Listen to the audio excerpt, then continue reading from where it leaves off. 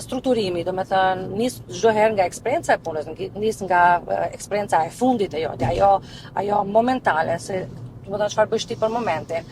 Vazhdo me edukimin, me aftësi që i ki, licenca, certifikata dhe normal janë gjuhët dhe pjesa, do me thënë, disa aftësi, do me thënë, që janë additional, shtesë që mund, do me thënë, ti përfaqësosh në CV.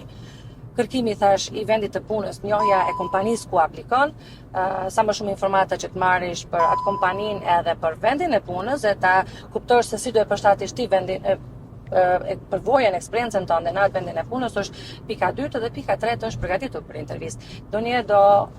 Duket shumë klishe të përgatitesh për intervistë, nuk është që mund të përgatitesh atë shumë, po ta kesh një backgroundin e kompanisë ta njohësh. Kesh një informat, ta tregosh atë entuziazmin, atë energjinë dhe interesimin që e ke për atë vend pune.